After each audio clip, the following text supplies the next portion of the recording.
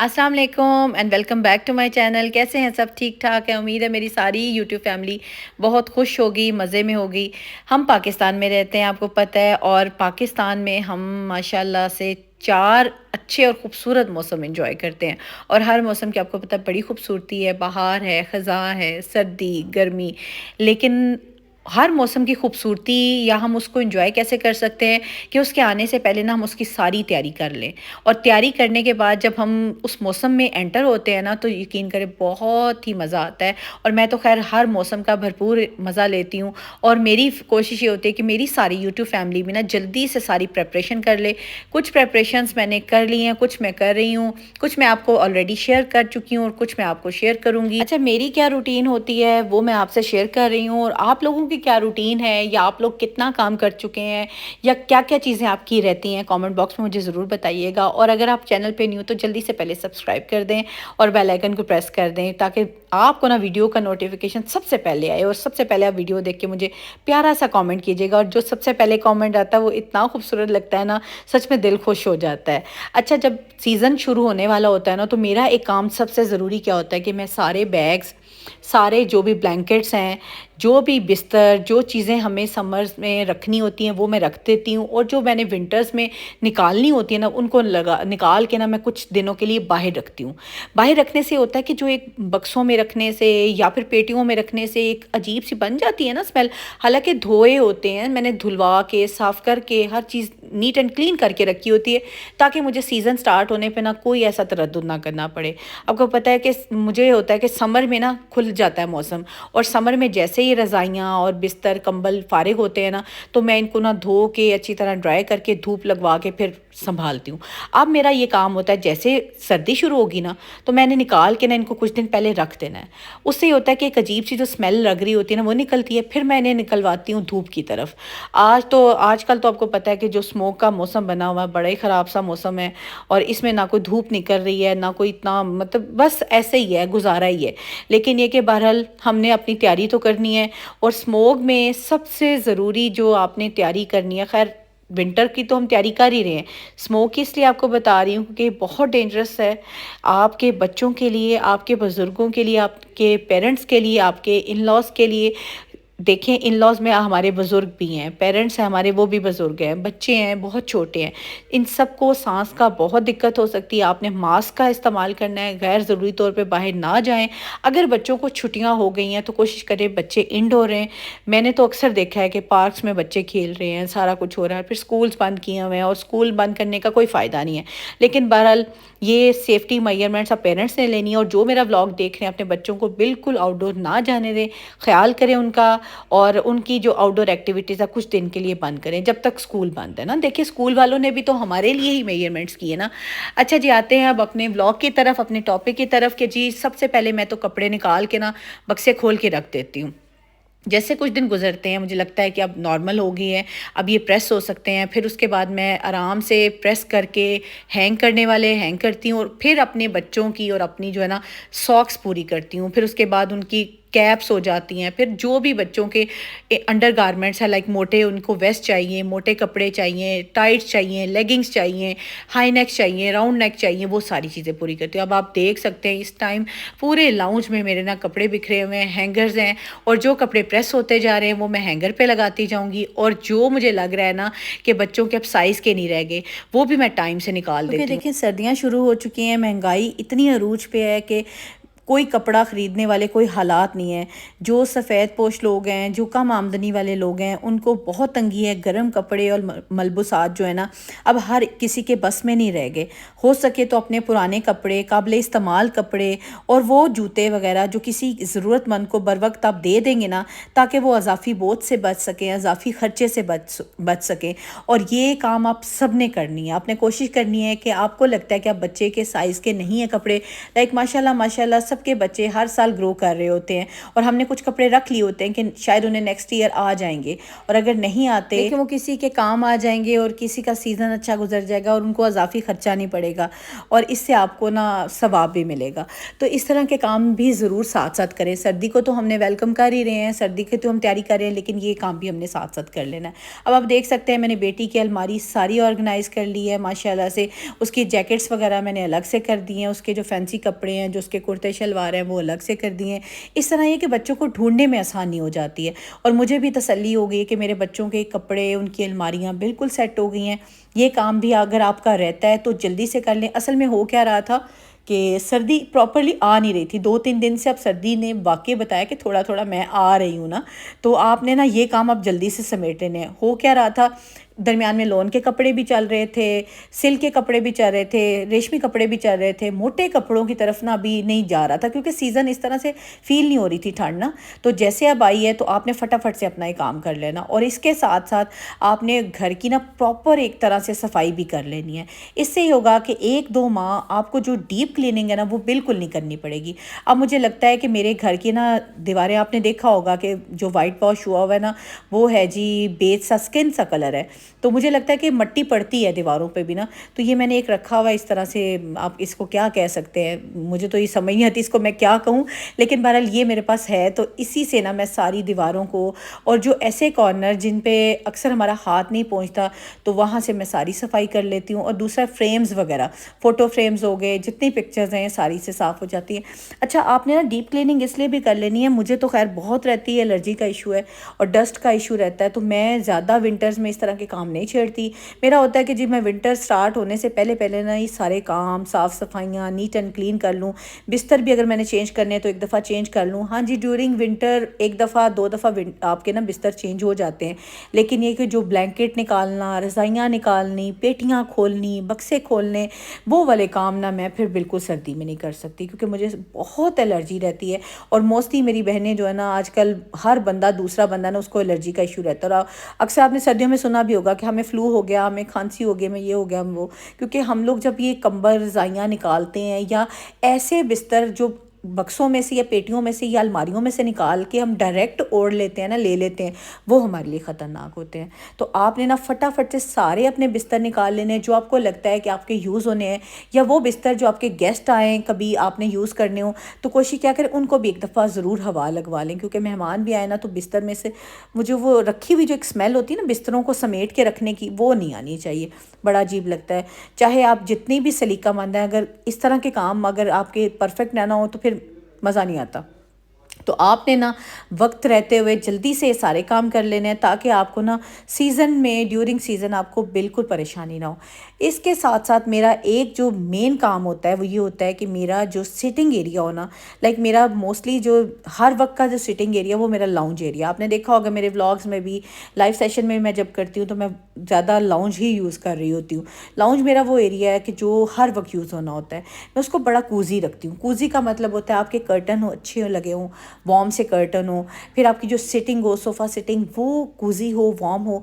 मैंने उसका क्या हल निकालती हूँ मैं, उसके लिए मैंने ना रखे हुए थ्रो रखे हुए, सोफ़ा थ्रो लिए हुए मैंने, मेरे ख्याल से आइडिया से लिए थे दो, एक मैंने आइडिया से लिया था और एक मैंने लिया था शायद आई थिंक सो खाड़ी से लिया था। लेकिन जो आइडियाज़ वाले हैं वो बहुत वार्म है अंदर से ना, वो जैसे बिल्कुल फ़र वाले और बड़े मज़े के ना, सॉफ्ट भी होते हैं, वार्म भी होते हैं। आप लाइक बैठे हुए हैं, चाय पी रहे हैं, थोड़ा रेस्ट कर रहे हैं या बच्चों के साथ टाइम स्पेंड कर रहे हैं, फैमिली के साथ बैठे हुए हैं, अगर आप ओढ़ते हैं ना तो आपका बॉडी वार्म रहती है।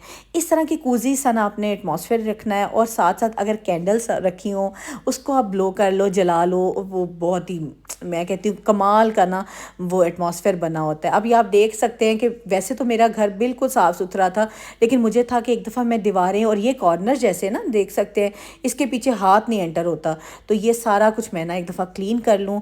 और इसके बाद ना मुझे लग रहा है कि घर में ना कहीं कहीं जाले हैं, जाले भी देख लूँ, क्योंकि ये जाले और इस तरह की डस्टिंग और इस तरह के जो काम है ना वो मैं विंटर्स में नहीं करती और आप में से मोस्टली नहीं करते होंगे। और इसके साथ साथ एक जो बेसिक काम है ना वो ये कि आपने अगर समर्स की चीज़ें नहीं समेटी तो उनको ज़रूर समेट लें, क्योंकि समर और विंटर की जो जब चीज़ें मिक्स हो जाती हैं वो बहुत एक अजीब सा ना मसला क्रिएट हो जाता है। बच्चों को भी ढूंढने में, खुद भी चीज़ें निकालने में बहुत प्रॉब्लम होती है। मैं क्या करती हूँ कि जैसे पंखे हैं, लाइट्स हैं, इनको एक दफ़ा ज़रूर साफ़ करवा लेती हूँ। और पेडस्टर फ़ैन हो गए, दूसरे फ़ैन्स हैं जो समेटने वाले हैं, उनको मैं ज़रूर साफ़ करवा के रख लेती हूँ। होता ये है कि जब हमारा सीज़न समर का स्टार्ट होगा ना, फिर हमें इतना तंग नहीं होना पड़ेगा, इतना तरद्दुद नहीं करना पड़ेगा। एक्चुअली होता है कि जब विंटर ख़त्म होता है ना, तो विंटर में हमारे ब्लैंकेट्स और बिस्तर बहुत सारे होते हैं, बहुत सारे विंटर के कपड़े वार्म होते हैं, वो इकट्ठा करना धोना बहुत मुश्किल हो जाता है। और दूसरा, आपने देखा होगा लास्ट ईयर तो हुआ था हमारे साथ ना कि मार्च में हमारा रमज़ान माशाल्लाह शुरू हो गया था। 11 या 12 मार्च को ना रमज़ान शुरू हो जाता है। तो इस दफ़ा तो होगा भी 1 या 2 मार्च को फ़र्स्ट रमज़ान होगी ना। तो आप सोचें कि मार्च में जैसे ही रमज़ान होना है और साथ ही मौसम में तब्दील हो जाना है, रमज़ान में इतना वो मेहनत वाला काम फिर करना बहुत मुश्किल हो जाएगा।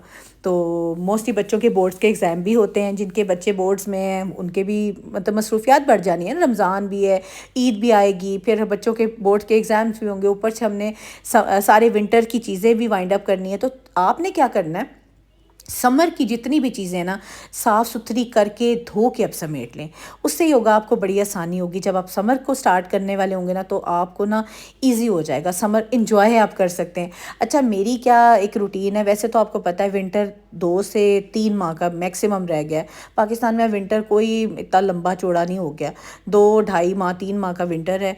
और लेकिन फिर भी बहरहाल हमने तैयारी तो करनी है ना।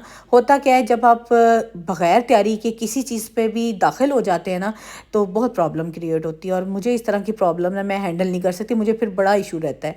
अब आप देख सकते हैं मेरे हेल्पर लगे हुए मेरे साथ, वो जल्दी जल्दी से जाला उतरवा रहे हैं। मुझे ये था कि जाला भी एक दफ़ा साफ़ हो जाए ना। हालांकि आपको पता है मेरा घर साफ़ सुथरा होता है, लेकिन मुझे एक कह लो ना, एक वहम होता है कि ये सफाई एक दफ़ा से हो जाए ना तो बेहतर होता है। पूरा सीज़न मुझे बड़ा सुकून रहेगा। वैसे घर बंद होते हैं, आपको पता है ज़्यादा खिड़कियाँ दरवाजे दिन के वक्त ही खुलते हैं, और सर्दियों में तो वैसे तूफ़ान आंधियाँ ये काफ़ी चीज़ें ना रुक जाती हैं, नहीं होता, तो गंद नहीं मचता इतना ज़्यादा। अगर आपने एक दफ़ा डीप क्लीनिंग आप बिफ़ोर विंटर आपने कर ली है ना, डीप क्लीनिंग, वो आपको दोबारा नहीं करनी पड़नी। खिड़कियाँ, शीशे, दरवाज़े, दीवारें, ये सारा कुछ आप एक दफ़ा क्लीन कर लेना, क्योंकि जो गर्मी का गंद होता है ना, वो एक दफ़ा निकालना बहुत ज़रूरी होता है। फिर विंटर में आप ये गंद, ये इस तरह का काम नहीं कर सकते। आजकल मैंने ना अपनी एक आदत छोड़ी हुई है, जो कि मेरी बहुत पक्की आदत थी, कि मैं उठते ही ना दरवाज़े खोल देती थी, खिड़कियाँ खोल देती थी। क्योंकि आजकल इसलिए मैंने इन चीज़ों को बंद किया हुआ है, क्योंकि स्मोक बहुत ज़्यादा है, और लगता है कि जैसे दरवाजे खिड़कियाँ खुल रहे हैं ना, खुल गए हैं, तो घर में धुआं सा आ गया है। और वाकई लिटरली ये फील होता है कि एक स्मोक सा, वो धुआं सा ना घर में एंटर हो गया है, और मुझे तो अंदर बैठे हुए भी सांस की दिक्कत होती है। तो ये वाली चीज़ें आपने ज़रूर करनी है। ह्यूमिडिफायर घर में लगा लें, ह्यूमिडिफायर मंगवाएं। कोशिश करें कि आप ना सूप इन दिनों इंटेक ज़्यादा करें, फ़िश का इंटेक करें, ऐसे फूड खाएं जो कि आपको इम्यूनिटी दें। सूप से ये होता है, गला साफ़ रहता है, आपके सारे नेज़ल जो सिस्टम है ना, वो सारा साफ़ सुथरा रहता है। और आपने इस तरह की खुराक लेनी है कि जो आपको ना स्मोक वाले सीज़न से तो निकाले, जब आप विंटर में एंटर होना तो विंटर बड़ा पुरसकून रहता है। अच्छा, यहाँ एक बहुत मज़े की बात मुझे याद आ गई, मैंने सोचा है अपनी सारी यूट्यूब फैमिली से ज़रूर शेयर करती हूँ। एक्चुअली ना पिछले दिनों मुझे एक बात सुनने को मिली, मेरी बड़े ही एक जानने वाली हैं, उन्होंने मुझे बताया, और मुझे उस वैसे बंदे से उम्मीद यही थी कि वो यही बात करेंगे कि जो उज़्मा आजकल क्या कर रही हैं जी, उज़्मा व्लॉगिंग कर रही हैं, और व्लॉगिंग में क्या कर रही हैं जी, बस बोलती है, बस जी बोलती है, बोलती है और बोलती है। मेरे ख़्याल से मेरे सारी यूट्यूब फैमिली जो मुझे सुनती है, जो मुझे देखती है, मेरे बोलने से, मेरे बात करने से 4 लोगों का भला ही होता है। या मेरी को बात सुन के अगर आप उसको फॉलो करते हैं और आपकी ज़िंदगी में बेहतरी होती है, या आप अच्छी बात को अडॉप्ट करके अच्छी बात की तरफ, अच्छी सोच की तरफ चलते हैं, तो आपका कोई भला ही हो रहा है। शायद मुझे उम्मीद नहीं है कि मेरे किसी बात से, मेरे किसी बोलने से किसी को नुकसान पहुंचाओ। तो मैंने फिर वही पॉजिटिविटी के साथ यही जवाब दिया कि अगर मेरे बोलने से किसी को नुकसान पहुंचता है तो शायद मैं गलत बोल रही हूँ, लेकिन ये कि कोशिश तो मेरी यही होती है कि मैं अच्छी बात करूँ, वो बात किसी तक पहुँचाऊँ जो कोई अपना सके, और अगर अपनाए तो उसको कोई फ़ायदा हो सके।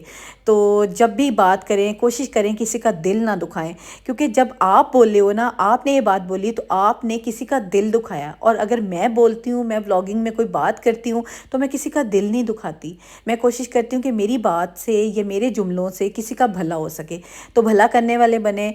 और ज़बान जो है ना वो बग़ैर हड्डी के ऐसा जिस्म का हिस्सा है जो किसी को नुकसान भी पहुँचा सकता है, किसी का दिल भी दुखा सकता है, और दिल दुखाने वाले को अल्लाह माफ़ नहीं करते। तो इसलिए कोशिश करें दिल दुखाने वाले ना बने। अगर आपकी ज़ुबान से कोई बात निकलती है ना तो किसी का भला हो, और अगर मेरी ज़ुबान से कोई बात निकलती है और किसी का भला होता है तो मेरा दिल बहुत खुश होता है और मेरे अल्लाह मुझसे राज़ी हो रहा है।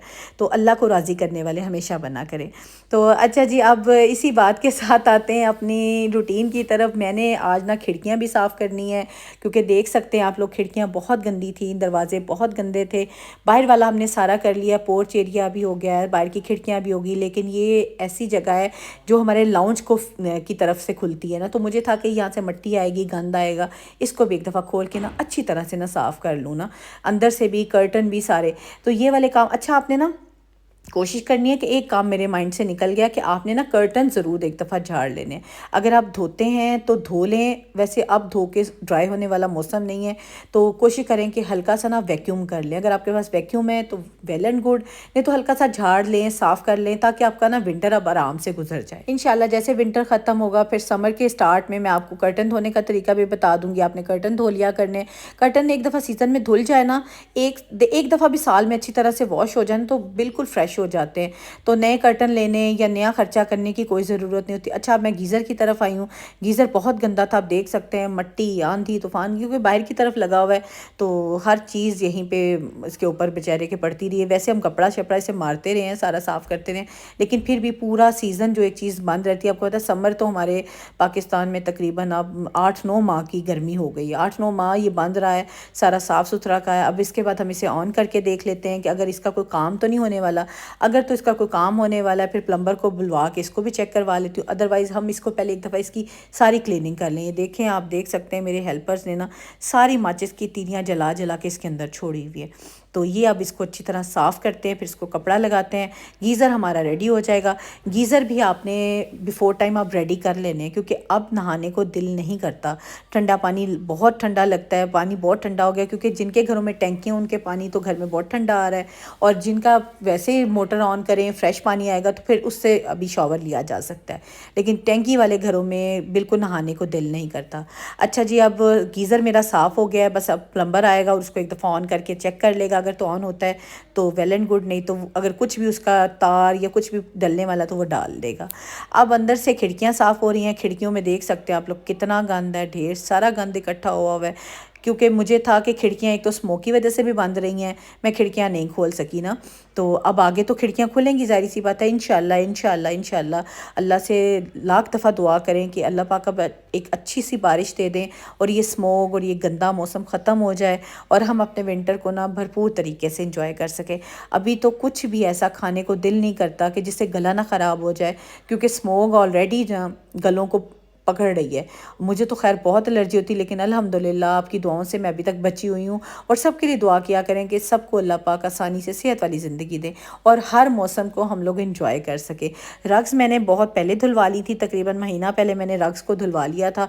मुझे पता होता है नवंबर में धूप का कोई पता नहीं होता, धूप हो ना हो। अक्टूबर में मैं ना रग्स को अच्छी तरह से धुलवा के सारे घर की रग्स मैंने साफ़ सुथरा फिर उसके बाद रखती हूँ। अब ये होता है कि हम इसको एक छोटा मैंने ब्रश रखा हुआ है, नीट करते हैं, झाड़ते हैं और इसको फ्रेश कर लेते हैं, और फिर ये मेरे 3-4 माह आराम से गुजर जाएंगे।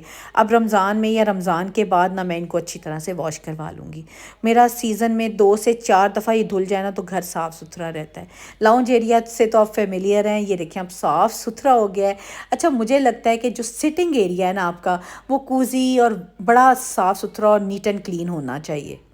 वैसे तो मेरी बहनें बड़ी समझदार हैं, अक्लमंद हैं और समझ बूझ से अपना घर चलाती हैं और बिफ़ोर टाइम हम लोग काम कर लेती हैं, लेकिन कोई काम अगर रह गया तो उसको भी ज़रूर कर लेना फटाफट से।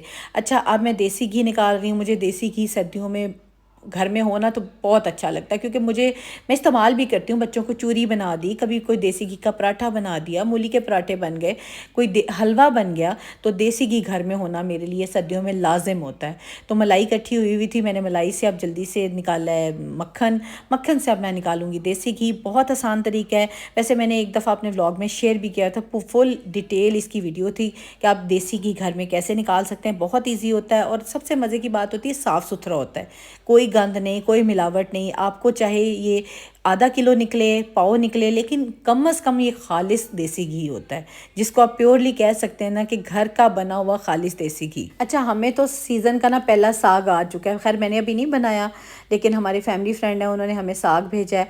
तो आपको पता है कि देसी घी हो, मक्खन हो, तो साग क्या कमाल का लगता है, तड़का लगाओ। तो अभी मैं आपसे बात कर रही हूँ और मेरे मुंह में पानी आ गया। मकई की रोटी हो और सरसों का साग हो, क्या कॉम्बिनेशन होता है। तो ये वो खाने हैं जो कि सर्दियों में हम इंजॉय करते हैं, और सर्दियों को इन्हीं खानों से ही हम याद रखते हैं। जैसे सर्दी आती है, हमें खाने, ये चीज़ें याद आना शुरू हो जाती हैं। लेकिन इसके साथ साथ आपने अपनी सेहत का भी बहुत ख्याल रखना है। लेकिन अगर आप अच्छा खाना खाएंगे ना, बैलेंस डाइट लेंगे, हेल्दी डाइट लेंगे। अच्छा, घर की डाइट जो है ना, वो वैसे भी आपको सेहतमंद रखती है, बीमार नहीं करती, ख़राब नहीं करती आपका स्टमक। अगर यही इसी के साथ साथ आप बाहर का भी खाना खाते रहेंगे, फिर आप अपसेट हो जाएंगे। आपने कोशिश करनी है घर का बना हुआ साफ़ सुथरा खालिस खाना खाएं। सर्दियों में अगर हम खालिस चीज़ की तरफ जाते हैं ना, खालिस चीज़ें खाते हैं, तो सच में हमारी सेहत बहुत अच्छी हो जाती है, स्किन बहुत अच्छी हो जाती है। अच्छा, अक्सर मुझे लोग पूछते हैं, कमेंट करके पूछते हैं, आप अपनी स्किन केयर की रूटीन बताएं, स्किन केयर के प्रोडक्ट्स बताएं। मैं ना सर्दियों में स्पेशली खालिस चीज़ों को प्रेफर करती हूँ, जो घर की बनी हुई चीज़ें होती हैं। लाइक अब सरसों का साग होगा ना, मकई आ जाएगी, मकई की मैं रोटी बनाती हूँ, सरसों का साग होता है, और क्या कमाल का खाना हो जाता है।